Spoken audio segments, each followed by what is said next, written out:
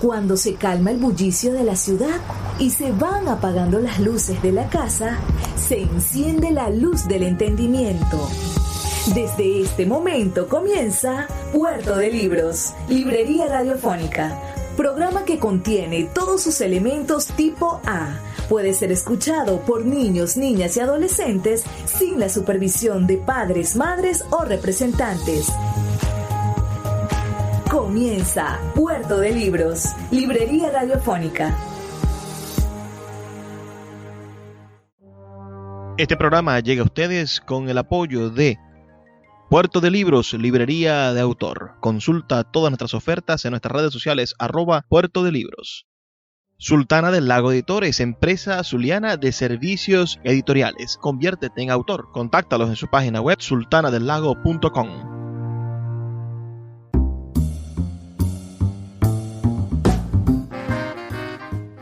Bienvenidos a Puerto de Libros, Librería Radiofónica. Les habla Luis Peroso Cervantes, quien de lunes a viernes de 9 a 10 de la noche trae para ustedes este espacio a través de la Red Nacional de Emisoras Radio Fe y Alegría.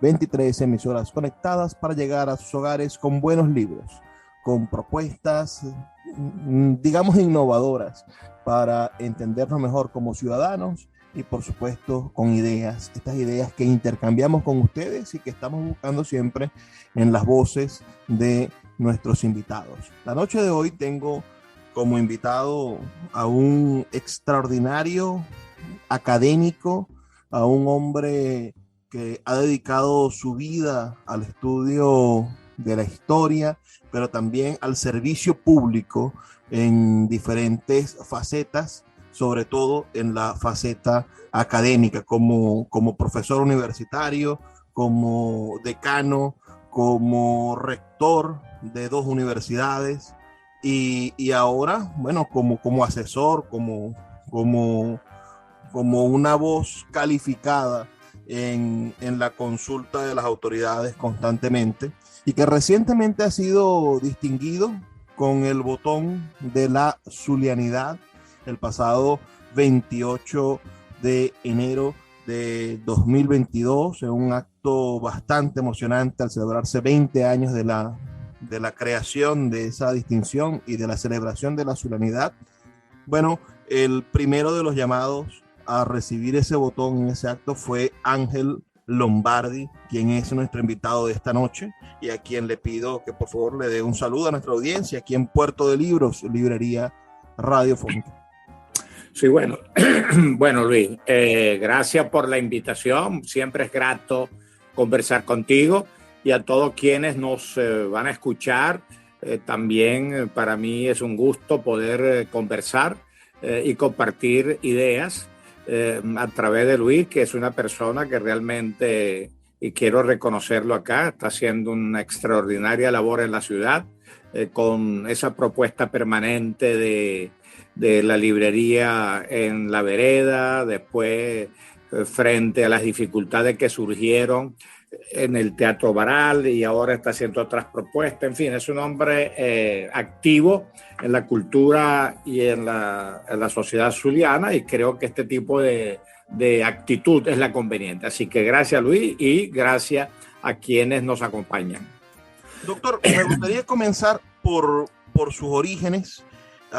Cuando vemos su biografía, usted nace en el año 1943, bueno, posiblemente el año más cruento de la Segunda Guerra Mundial, que avanza en el momento en el que está la expansión más poderosa y parece invencible el imperio nazi, y también en momentos difíciles en su natal Italia, porque sabemos históricamente que había comenzado, bueno, la revolución fascista y que ya había llegado, se había agotado, y que solamente se mantuvo esos últimos 2 o 3 años por el apoyo nazi, y los nazis, bueno, exfoliaron y tenían órdenes de acabar con Italia.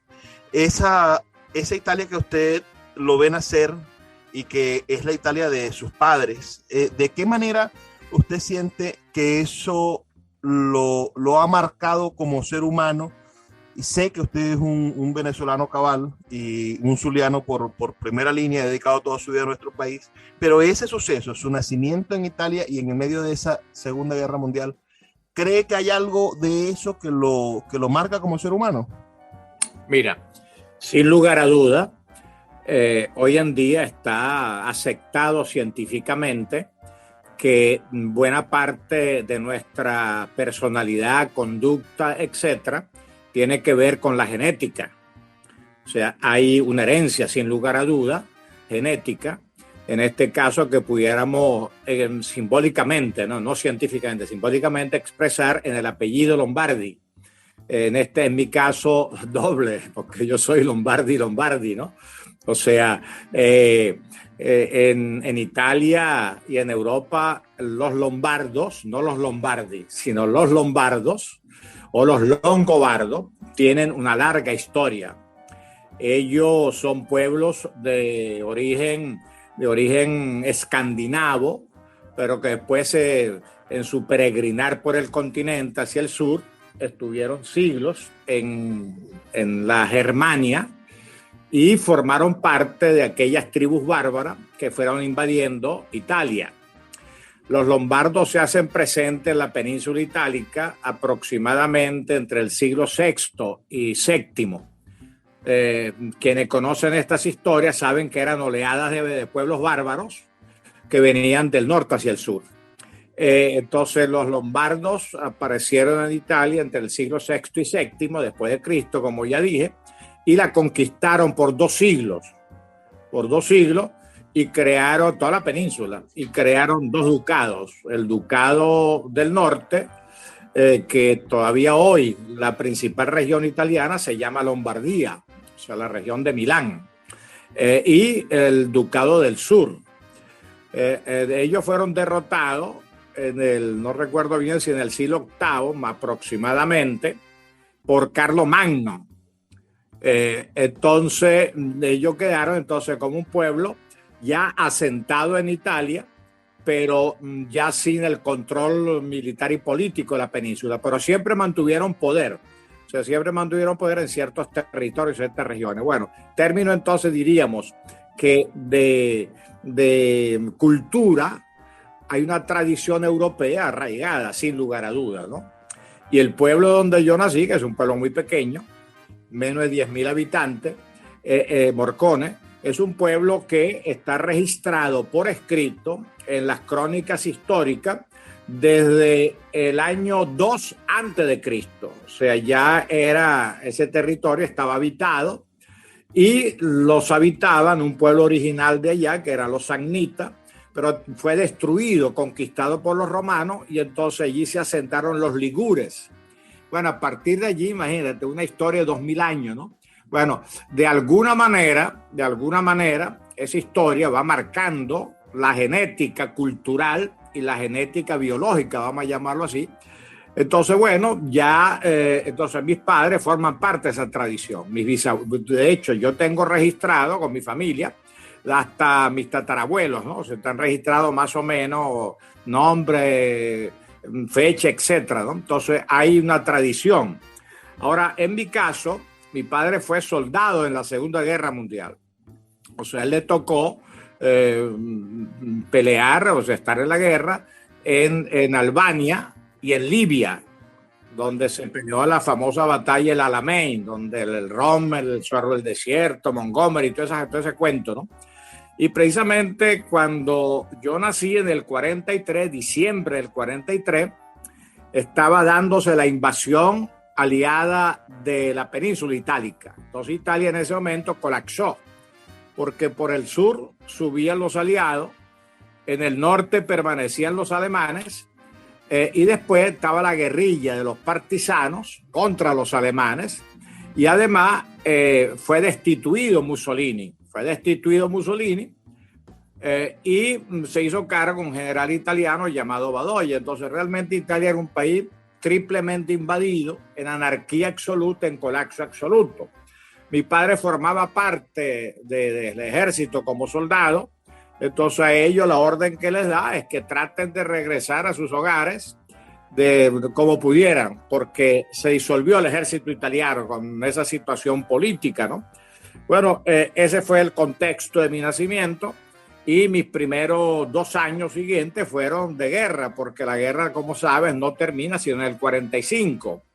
Después viene la crisis económica, que está muy bien reflejada, retratada en el neorrealismo italiano. O sea, basta ver las películas. El ladrón de bicicleta, por ejemplo. Ladrón de bicicleta, Umberto D., Rossellini, etc.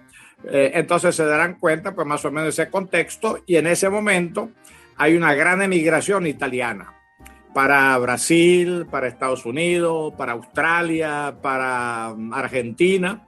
Y en ese momento estaba de moda Venezuela como país petrolero emergente importante, ¿no? Entonces hay una emigración italiana para Venezuela. Bueno, en esa emigración llegan mis padres a Venezuela con sus 3 hijos. Yo era el menor. Entonces yo estoy en Venezuela desde el año 50. 5 años cumplidos, o sea, aproximadamente, ¿no?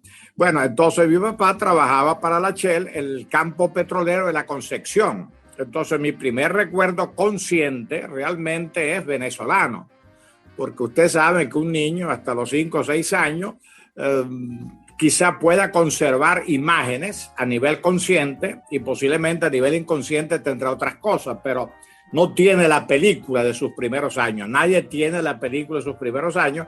Por eso casi siempre se dice, yo era feliz niño, porque no nos acordamos de nada, ¿no? Entonces, bueno. De cara a la actualidad. Entonces vivíamos en la Concepción, muy bien, porque en esa época realmente los campos petroleros eran sitios privilegiados de Venezuela.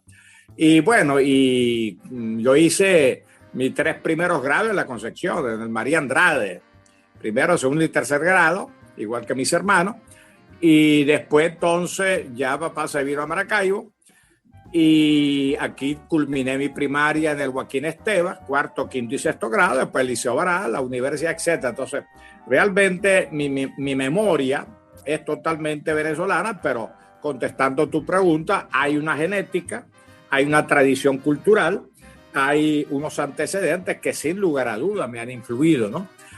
Y además yo, adulto, con toda conciencia, he tratado de informarme un poco la historia europea, la historia italiana, en fin, esas cosas que siempre me han interesado, de otros pueblos también, ¿no? Pero en este caso concreto, pues había una relación personal. Ese es más o menos un poquito el cuadro biográfico.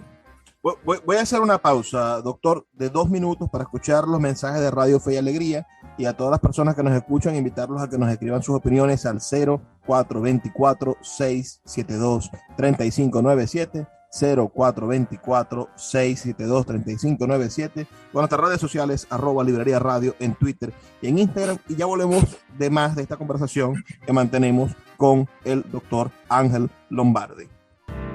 Escuchas Puerto de Libros con el poeta Luis Peroso Cervantes. Síguenos en Twitter e Instagram como @Librería Radio. My dad works in B2B marketing. He came by my school for career day and said he was a big ROAS man. Then he told everyone how much he loved calculating his return on ad spend. My friends still laugh at me to this day.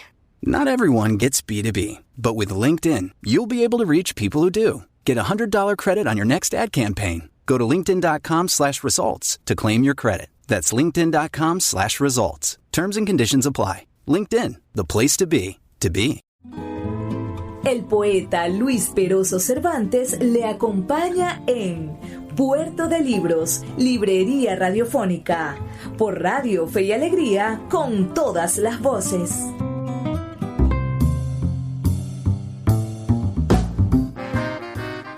Seguimos en Puerto de Libros, Librería Radiofónica, esta noche teniendo una conversación con Ángel Lombardi, quien fue rector de la Universidad del Zulia y rector de la Universidad Católica Cecilio Acosta, pero antes fue presidente de la Federación de Centros de Estudiantes en plena reforma universitaria, en plenos momentos en el cual el pensamiento francés, el pensamiento latinoamericanista y las universidades mirándose hacia adentro, revisándose estaban en pugna. ¿Cómo recibió la reforma universitaria Ángel Lombardi siendo estudiante? ¿Cómo vivió usted esa época de innovación intelectual donde parecía que los países estaban obligados a hacer uso de las universidades para conseguir el progreso? Mira, para seguir cierto hilo cronológico, cuando cae Pérez Jiménez, en el 58, yo estaba empezando el primer año en el Liceo Baral. Entonces, esa generación que pudiéramos llamar del 58, fuimos políticos de una vez. Entonces, ya yo estaba en segundo o tercer año de bachillerato en el Liceo Baral y ya yo era dirigente estudiantil. De hecho, fui candidato al centro estudiante, etcétera, etcétera, ¿no? Igual, entonces esa militancia se continúa en la universidad. Entonces fui presidente de la federación, pero por mérito académico de mi esposa Lilia, que ella fue summa cum laude y yo tenía buenas notas, entonces nosotros teníamos derecho a pedir 2 becas. Entonces, lógicamente, ahí yo tomé una decisión definitiva en mi vida, discutiéndolo con Lilia, que éramos novios y nos casamos de una vez, en donde o yo seguí en la política o yo con ella me iba a formar. Bueno, tomamos la decisión de formarnos, aprovechar a 2 becas, y entonces el Mayo francés nos agarró en Europa, o sea que nosotros estuvimos en Francia y estábamos en Madrid cuando el Mayo francés. De tal manera que vivimos el impacto estudiantil en las capitales europeas. Y estábamos muy al día. De hecho, diríamos que formamos parte de esa generación. Cuando regresamos a Venezuela, yo de una vez ingresé, digo, el Lili igual, el Lili y yo ingresamos de una vez a la universidad como profesores. Entonces yo me consigo con la crisis de la renovación universitaria, pero para mí no fue ninguna sorpresa ni ninguna novedad, porque yo venía del epicentro europeo. Entonces, bueno, se discutieron muchas cosas, pero con el tiempo yo he llegado a entender la renovación realmente como la crisis de las teorías y las ideas de izquierda y la búsqueda de caminos alternativos. Y en Venezuela exactamente era la época en que dentro de las izquierdas se estaba discutiendo la ortodoxia del Partido Comunista de Venezuela. Recuerden que se estaba discutiendo la invasión de Checoslovaquia, sale el proyecto del MAS, un poco después sale la causa R. De hecho, el fundador de la causa R, Alfredo Maneira, fue mi profesor de castellano en el Liceo Oral en primer año. Y nosotros ya teníamos, de hecho, fundamos un movimiento que se llamó Izquierda Cristiana, y ya teníamos contacto con la gente de la disidencia del Partido Comunista, concretamente gente del MAI, Teodoro, etcétera, ¿no? Entonces, bueno, yo vi aquello como una crisis de las ideas y las teorías marxistas tradicionales, los cambios sociales que estaban ocurriendo en el mundo y que ya no se expresaban en las ideas marxistas, y lógicamente en Venezuela fue el reflejo de lo que venía sucediendo también en la izquierda. Y la universidad era el epicentro de la discusión ideológica y política de la época. En aquella época la universidad realmente marcaba de alguna manera la polémica pública y las ideas en Venezuela. La Universidad Autónoma me refiero básicamente, ¿no? Entonces, bueno, en ese contexto yo de una vez me involucré como profesor. Bueno, de una vez entonces volví a mi vieja vocación política. Entonces fui consejero de facultad, consejero universitario, decano a los 4 años de haber ingresado, ya yo era decano de la facultad. Después tuvimos la oportunidad de volver otra vez a París al año sabático y bueno, y después el rectorado. O sea que como tú ves, lo que yo he llamado mi vocación política canalizada por la academia, pero realmente es una vocación pública por lo público desde la universidad. Y realmente no me arrepiento de la decisión tomada de formarme, ¿no? Pero veo eso también en 2 aguas, porque al mismo momento en el que Ángel Lombardi es el decano de la Facultad de Humanidades, proveniendo de la Escuela de Educación Mención Historia, que es el lugar donde usted se desarrolló como profesor, y al mismo tiempo en el que la profesora Lilia, bueno, es fundadora de cátedras dentro de la Escuela de Letras de la Universidad del Zulia. También ustedes van conformando una gruesa familia, porque usted es un padre casi bíblico, pensando en la nota de la barba. ¿Cuántos hijos procreó Ángel Lombardi y Lilia Boscán Lombardi en esa maravillosa familia que hoy le da muchos frutos a la región? Mira, nosotros quizás sea mi herencia bárbara. Y Lilia siempre quiso tener muchos hijos, yo también. Entonces tuvimos 10. Lamentablemente perdimos al segundo hijo, era una niña muy pequeña, y bueno, eso fue una tragedia en nosotros, ¿no? Y lo sigue siendo. Pero bueno, al final criamos 9 hijos con total consentimiento de las dos partes, y eso formaba parte también de la decisión política, de formación, porque no solamente el interés de la formación, sino también quisimos proteger nuestra vocación familiar, porque sabemos pues que la política tiene sus características, que cuesta mucho mantener un orden doméstico, ¿no? Entonces, bueno, allí uno encontró pues la oportunidad de desarrollar una familia en las mejores condiciones, porque recuerden que en esa época el salario en general y el del profesor universitario era un salario privilegiado. O sea, en un momento determinado, los profesores universitarios, en el caso de los dedicación exclusiva, etcétera, etcétera, llegamos a ganar ya con la máxima categoría de titular entre $2,000 y $3,000. Con unos beneficios sociales, teníamos caja de ahorro, IPP, club, playa. O sea, la universidad realmente era un lugar privilegiado para trabajar. Y nunca uno se sintió empleado público, porque como las universidades eran autónomas, uno realmente tenía el ejercicio pleno de la libertad de pensamiento y etcétera, ¿no? Entonces, bueno, esas fueron las condiciones extraordinarias que permitieron crear una familia, tener una casa, en fin, tener todas las comodidades que un buen sueldo da. Y eso para mí creo que en este momento sigue siendo el problema principal. Hasta que no le devolvamos al trabajador, no al profesor universitario, al trabajador venezolano, hasta que no le devolvamos la dignidad del salario que le permita vivir decentemente y crear una familia en las mejores condiciones, realmente Venezuela va a estar mal. Digan lo que digan. Y se avance lo que se avance en cualquier aspecto. Me gustaría unir dos cabos de este asunto. Usted como patriarca hoy de una familia extensa y como hijo de una familia que consiguió en la inmigración la salvación o la solución al progreso, conseguir oportunidades. Hoy parte de su familia, nietos y hasta hijos, se encuentran en el exterior. ¿Cómo ese movimiento migratorio cree usted que pueda enriquecer al país, a Venezuela?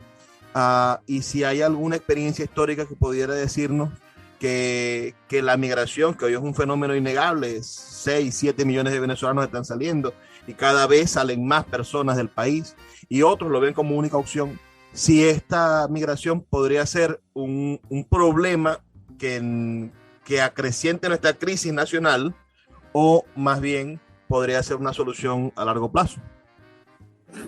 Mira, como yo me formé en el campo de la ciencia social y de la historia, las cosas no son blanco y negro. O sea, hay que analizarla en contexto, ¿no? La emigración forma parte de la historia humana. Recuerden que los primeros emigrantes, en términos simbólicos, fue Adán y Eva. Ellos nacieron y vivieron en el paraíso y tuvieron que salir.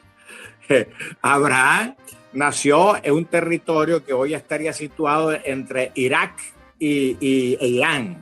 Y bueno, terminó en Palestina, etcétera, etcétera. Así que la emigración y la globalización va a ayudar a que realmente haya más emigrantes. Lo que pasa es que hay que distinguir entre una emigración, que es inevitable, porque la gente cuando quiere desplazarse o buscar mejores oportunidades va a emigrar. Son asuntos personales. Pero el caso venezolano es una emigración típica, porque es una emigración de guerra sin guerra. porque la inmigración venezolana no fue voluntaria, no fue que yo me voy porque sí, es porque el país se le destruyó y se le negó oportunidades. Entonces, ese es el drama nuestro. Un país que había sido de inmigrantes se convierte en el país de emigrantes.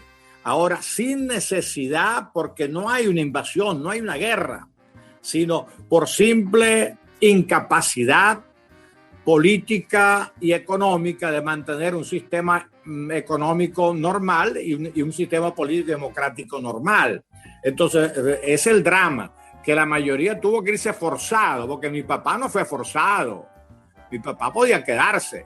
Ahora, él pensó que había una mejor oportunidad emigrando, y eso se respeta, que la inmigración al final de cuentas es una cuestión personal, familiar. Entonces, el drama nuestro es que nosotros hemos sido forzados a emigrar. Entonces, ahí es donde hay que reflexionar, y por eso hay que diferenciar. Por ejemplo, Italia es un país de emigrantes, ¿no? Bueno, yo hace tiempo revisé unas estadísticas. Bueno, en un siglo, entre 1850 y 1950, salieron de Italia 14 millones de habitantes. Sí, pero en 100 años. Nosotros salimos la mitad en 6, 7 años. Entonces eso para la sociedad venezolana es terrible, porque nos hemos descapitalizado en términos de recursos humanos y recursos humanos calificados. Así que esto es un drama, no solamente a nivel de familias divididas y dolor personal, sino que realmente la sociedad venezolana acaba de sufrir un impacto de torpedo, ¿no? Con esta migración. O sea que nosotros vamos a recuperarnos algún día. No va a ser fácil, no sé en cuánto tiempo, pero vamos a tener una carga pesada, un vacío de estos recursos que el país formó y que realmente ya no contamos con ellos, porque mientras más dura la emigración, los emigrantes afuera, mientras sus hijos crezcan afuera y mientras les vaya bien o un poquito mejor, es difícil que la mayoría regrese. Entonces tenemos ahí un problema muy grave, provocado por imbecilidad. Vamos a hacer otra pausa, doctor. Este comentario suyo último, bueno, me abre muchísimas luces para que podamos hablar un poco más sobre la actualidad en el próximo segmento. Para las personas que están escuchándonos y quieran enviar sus comentarios, pueden hacerlo al 0424-672-3597, 0424-672-3597, con nuestras redes sociales, @Librería Radio en Twitter y en Instagram. Ya volvemos con más de Puerto de Libros, Librería Radiofónica. Escuchas Puerto de Libros con el poeta Luis Peroso Cervantes. Síguenos en Twitter e Instagram como @Librería Radio.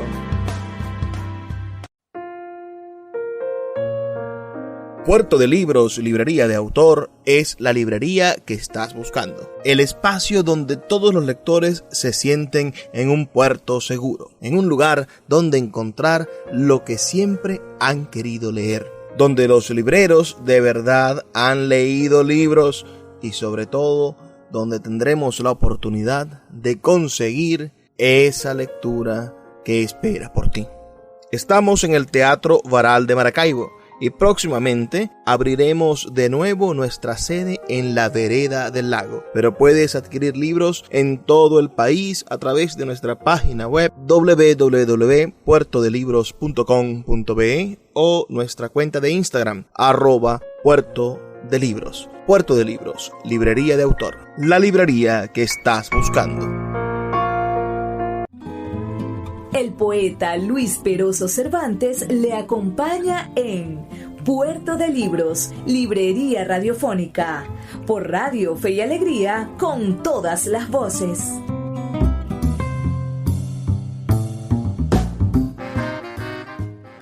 Seguimos en Puerto de Libros, Librería Radiofónica, esta noche con el doctor Ángel Lombardi, quien como venimos diciendo es un hombre al servicio público, en este caso desde la academia, y hoy jubilado, podríamos utilizar esa palabra, o un intelectual o un escritor no se jubila, porque al terminar sus funciones, que también fueron largas en la UNICA, fueron 3 periodos como rector.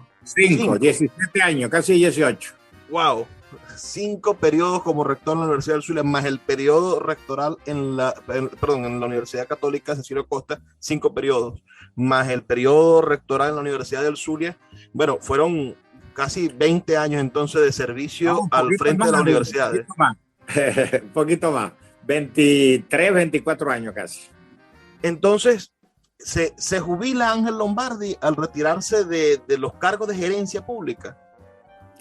Mira, es un problema legal. O sea, a partir de cierta edad, nosotros tenemos el derecho y además la obligación de jubilarnos, a pesar de que eso, no, como tú muy bien decías, a nivel académico, uno no se puede jubilar nunca, ¿no? O sea, uno se jubila de la responsabilidad directa de trabajo, pero mientras uno tenga un mínimo de capacidad, va a seguir activo en cualquier posibilidad de servicio o de trabajo, etcétera, ¿no? De tipo intelectual, de tipo académico. Y realmente para mí esto no es un trabajo. O sea, esto, es decir, yo con trabajo o sin trabajo, pagado o no pagado, estaré leyendo, estaré viendo cine, estaré participando. Y de hecho siempre fue así.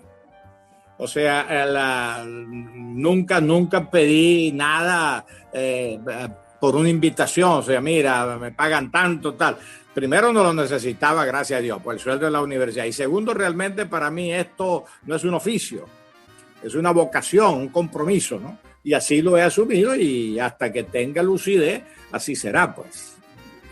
Miren, hemos vivido en estos últimos 20 años en los cuales, ha habido personas que se unieron al movimiento antipolítico que invitó Chávez en 1998 en su campaña. Fue efervescente y muchísimas personas se unieron a la idea de crear una constituyente, de refundar la república, de repensarnos como sociedad. Creo que la Constitución de 1999 es sin duda una pieza de avance jurídico, refleja mejor los derechos humanos. Hay una democracia, una idea de la democracia, esa idea de la democracia participativa, que es una idea de las izquierdas moderadas, de la transformación de los procesos democráticos en procesos democráticos inclusivos, ¿no?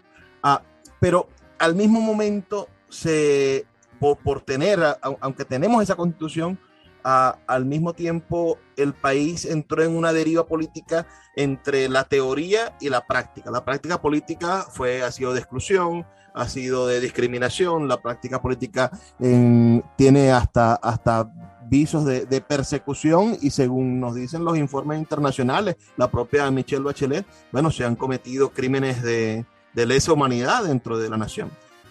¿Cómo podría Ángel Lombardi evaluar este periodo de intento de transformación o de cambio que ha tenido Venezuela, que usted mismo ha dicho que nos ha dejado vacío el capital político y el capital humano de la nación, ha vaciado nuestras reservas internacionales? Pero ¿se puede aprender algo de esto? Finalmente, ¿es como una escuela o quizá es algo infantil siempre intentar querer que de las cosas duras aprendamos algo? ¿Si hay algún mensaje al final de esto? Mira, Luis, con lo que me acabas de plantear, tienes que montar un curso de muchas conferencias y yo estoy a la orden para analizar tantas cosas que hay que analizar. Mira, en primer lugar, yo quiero precisar conceptos. Tú sabes que en Venezuela tenemos grandes confusiones mentales por no precisar los conceptos. Yo no creo en la palabra antipolítica como un rechazo de la política. Yo creo en la antipolítica como un rechazo al político, al hacer del político, pero no a lo político honesto, sino al deshonesto. O sea, cuando la gente se cansa de la política, no es antipolítico, es simplemente que está harto de los políticos ladrones, deshonestos, incapaces. Entonces, es muy importante que digamos esto, que a veces cuando tú dices, tú eres un antipolítico, entonces como si uno no se ocupara de la política o no le diera importancia a la política o a lo público. No, al contrario, porque le doy importancia a lo público, le doy importancia a la política, soy crítico con la mala conducta del político. Entonces, cuando digamos antipolítica, yo quiero precisar, estamos hablando de las malas conductas de los políticos. Así que quien deshonra la política es el mal político, en el sentido de conducta, ética e incapacidad, etcétera, etcétera, ¿no? Bueno, eso por un lado. Así que cuando llega Chávez, mira, Chávez forma parte de la historia venezolana. Si tú analizas la historia venezolana, todos los procesos, todos, sin excepción, todos los procesos políticos venezolanos comenzaron con un golpe de Estado y terminaron con un golpe de Estado, inclusive la democracia venezolana. En el 45 fue un golpe de Estado, el trienio de Betancourt y de Gallego, y lo tumbaron su propio mando militar. ¿Cómo arranca el 58 el 23 de enero? Con un golpe de Estado. Así que realmente en Venezuela no podemos ignorar esa historia. En segundo lugar, en Venezuela la palabra revolución tiene un significado muy preciso. Si tú buscas los manuales de historia venezolanos, vas a encontrar la revolución de la independencia, la revolución federal, la revolución de abril, la revolución azul, la revolución rehabilitadora, la revolución legalista. Pero cuando tú aterrizas, ¿qué pasó con esa palabrita revolución? Era que un grupo le quitaba el poder a otro grupo. Quitaba a unos ladrones y se ponían a robar. Ese ha sido el esquema. El esquema. Ese es un problema que habría que ir al fondo de eso. Y en segundo lugar, la Constitución en Venezuela, ninguna ha sido aplicada.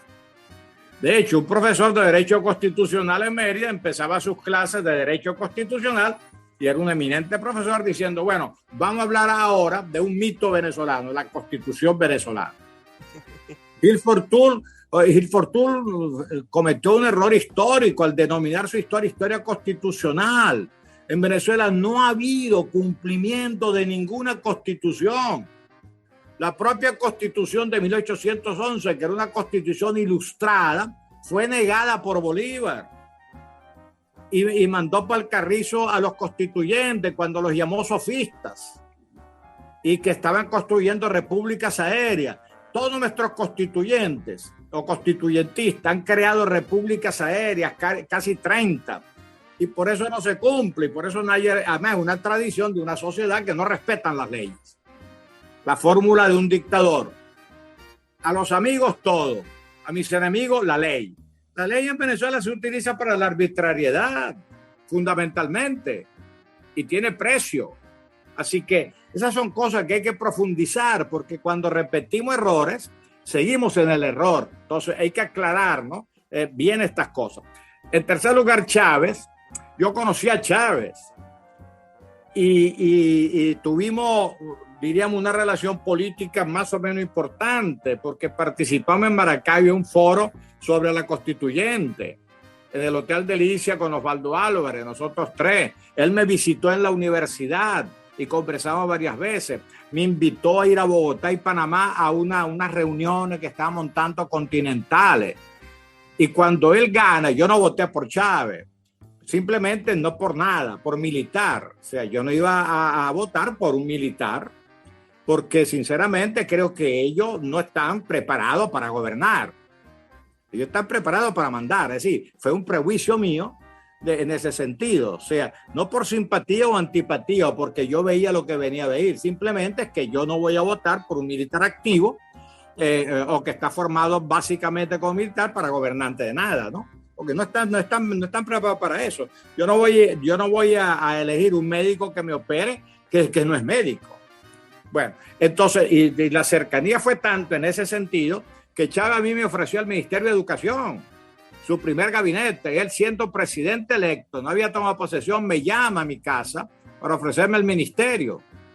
En la misma llamada me ofreció formar parte de la comisión constituyente. Yo le dije, con la constituyente no tengo problema, porque era una comisión ad honorem por unos meses para preparar un anteproyecto. Y ahí estaba May Vallenilla, estaba Osvaldo Álvarez, estaba Jorge Olavarría, estaba Manuel Quijada, estaba Escarrá, por cierto, estaba, bueno, éramos 3 en total. La presidía el propio Chávez y el secretario ejecutivo era Alfredo Peña por la Secretaría de la Presidencia y Ricardo Conbella por la COPRE. Y cuando nosotros fuimos invitados, la idea era continuar los trabajos de la COPRE. Pero sorpresivamente eso no prosperó porque se veían claramente las diferencias en las conversaciones. Y con respecto al ministerio, yo dije, mira, yo realmente no tengo mayor interés. Entonces mostré interés por ese proyecto, no por el candidato, porque yo no creo en Mesías, pero un proyecto de cambio que en Venezuela parecía posible y necesario. Bueno, pero al final la misma lavadora, la misma trituradora, o sea, nos metió en la vieja historia. En vez de ser nueva historia, es la vieja historia. Entonces lo que hemos repetido ha agravado la vieja historia porque cometimos la gran estupidez. Las razones se pueden explicar en otro momento, de destruir el aparato productivo. ¿Sabes lo que es tonto? Que a ti te entreguen una casa y tú la destruyes. Te entregan una casa para vivirla y tú la tumbas. ¿Sabes lo que es tonto? Que a ti te entreguen un tractor para recoger una cosecha y tú, en vez de recoger la cosecha, le pasas la trilla a los recién sembrados para que no haya cosecha. Bueno, eso es lo que ha pasado en Venezuela. O sea, me cojo lo que me toca a mí, un grupito, y el resto yo lo arruino. Y el resto del país, 30 millones de habitantes. Entonces, estas cosas hay que analizarlas más allá de la polémica blanco y negro, azul y rojo. Yo no creo hoy en día en América Latina que existe la polarización izquierda-derecha. Primero, estos son conceptos del siglo XIX y XX. Segundo, son conceptos de un marxismo que polarizaba al liberalismo. Y tercero, son contextos de época socioeconómico y culturales diferentes. Vamos a hacer una pausa, doctor. Sí. Su análisis creo que ha sido verdaderamente ilustrado y nos muestra cuáles son estos problemas y por qué caemos en el juego de los que nos quieren distraer. Mientras que están robando y dañando, bueno, se ponen a discutir entre la izquierda y la derecha para distraer. Haremos una pausa de 2 minutos y volvemos con el último segmento de nuestro programa. Les recordamos a los que nos escuchan que nos pueden escribir al 0424-672-3597. Síguenos en @Librería Radio. Want to teach your kids financial literacy, but not sure where to start? Greenlight can help. With Greenlight, parents can keep an eye on kids' spending and saving, while kids and teens use a card of their own to build money confidence. As a parent, you can send instant money transfers, set up chores, automate allowance, and more. It's a convenient way to run your household, customized to your family's needs, and the easy way to raise financially smart kids. Get started with Greenlight today and get your first month free at greenlight.com/Spotify. El poeta Luis Peroso Cervantes le acompaña en Puerto de Libros, Librería Radiofónica, por Radio Fe y Alegría, con todas las voces.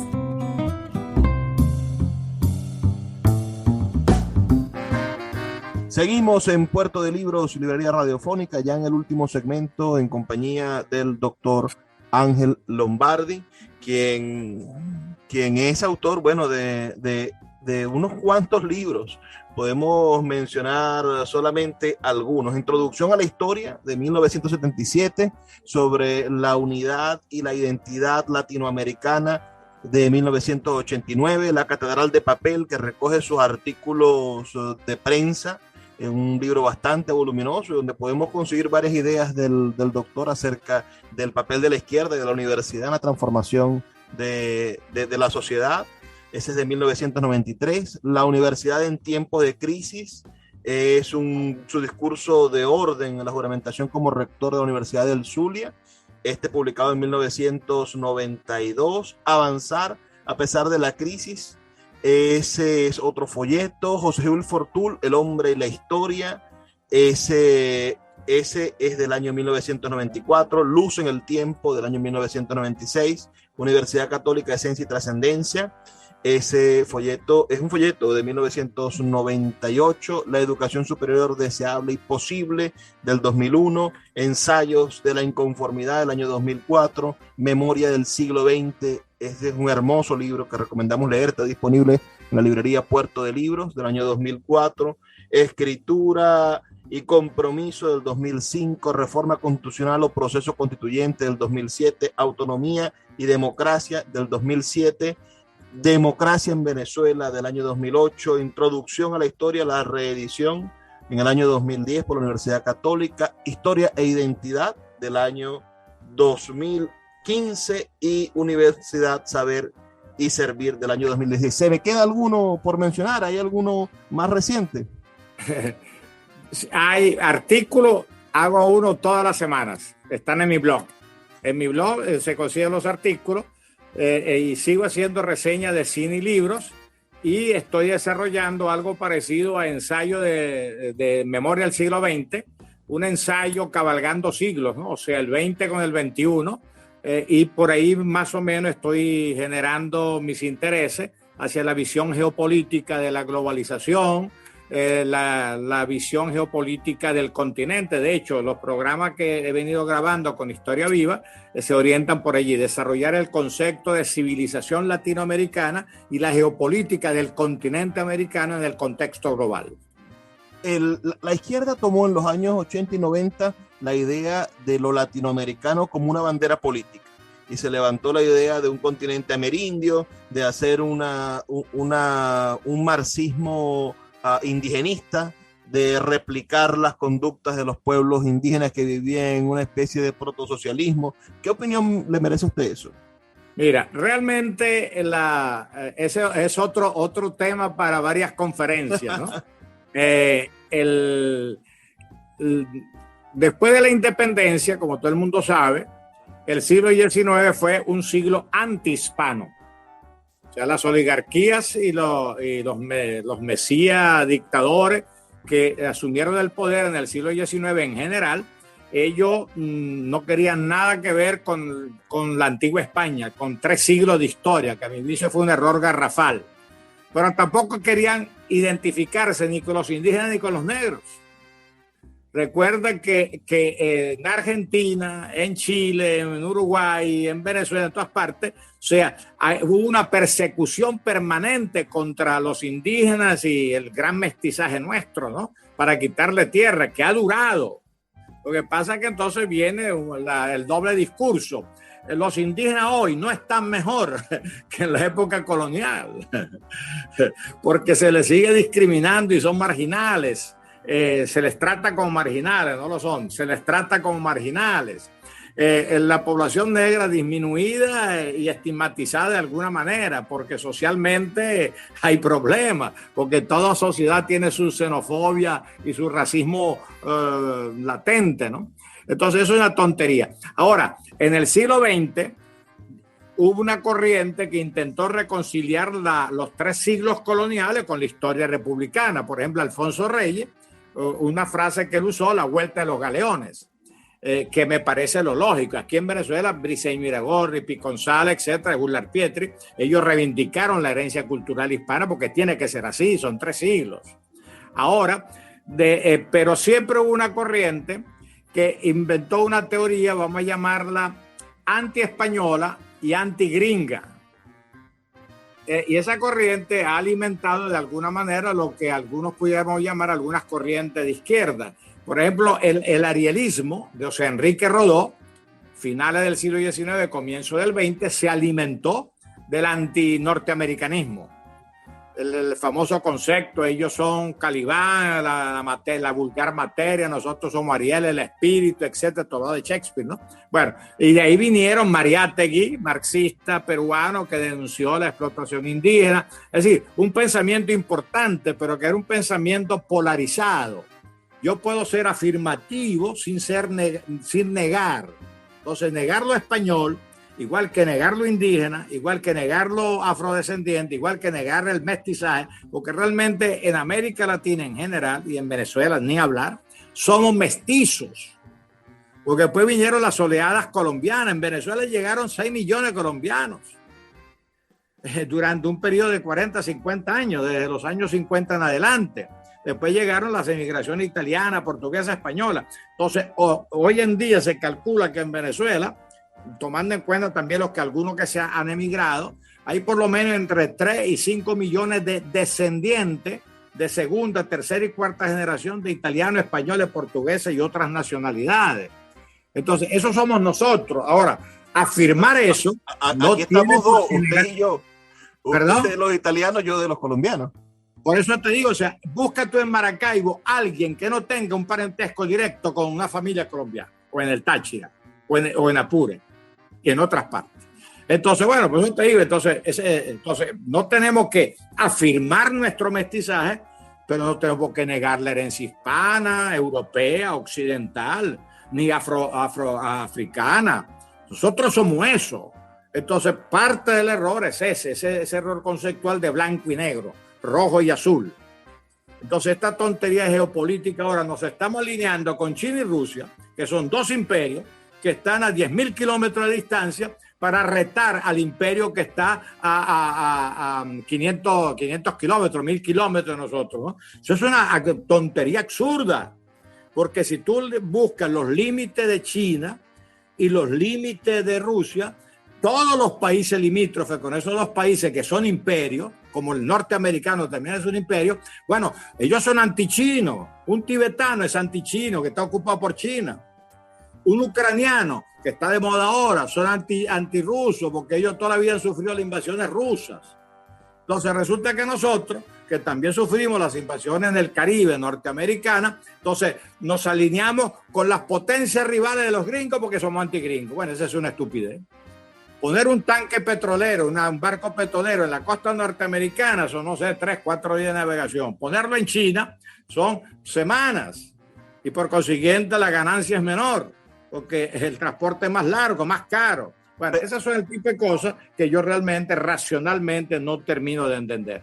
Para finalizar, profesor, intentando también conseguir una respuesta a estos fenómenos, lo que vimos en el 2021. ¿Cree usted que de aquí a 2024 exista una salida electoral del gobierno de turno? ¿Podremos nosotros cambiar de presidente y de ideología política con una salida pacífica? Mira, voy a ser breve. Tú sabes que nadie de aquí adelante sabe lo que va a pasar. O sea, que cualquier cosa que opinemos es una hipótesis sujeta a comprobación. Por consiguiente, lo que digamos es válido, pero no creíble. Yo prefiero simplificarlo de esta manera a tu pregunta. En primer lugar, en Venezuela necesitamos un cambio democrático. No importa si dura un año, o 20 o 100, lograrlo, pero la necesidad persiste.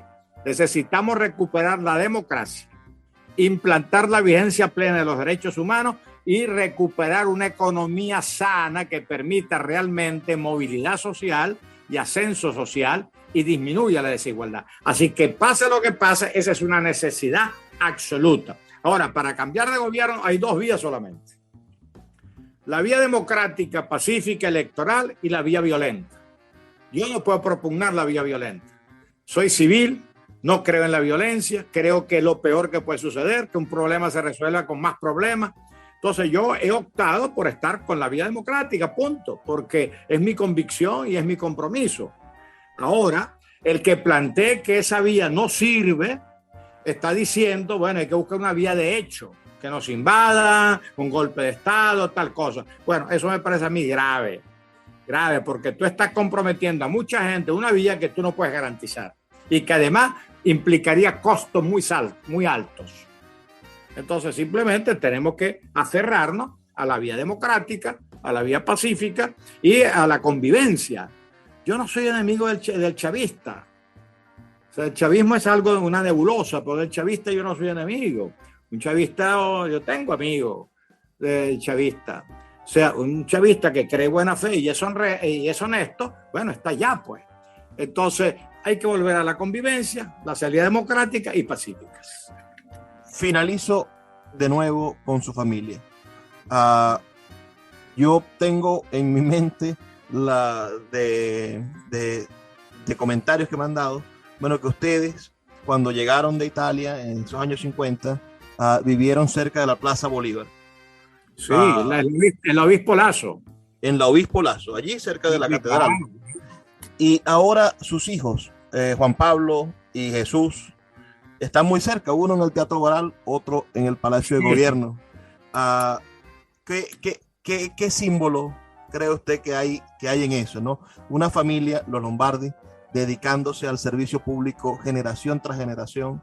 A mí me parece algo hermoso, pero usted como padre de estos dos hombres que hoy son pilares de la acción civil de la ciudad. Claro, esto lo dice todo padre, ¿no? Yo me siento orgulloso de cada hijo. Yo creo que mis hijos han sido exitosos, ellos se educaron por su propio esfuerzo y han desarrollado su profesión con dignidad, con honradez y creo que son meritorios, ¿no? Ahora, en el caso de mis hijos, hay 2, 3 de ellos, 4, que tienen vocación pública.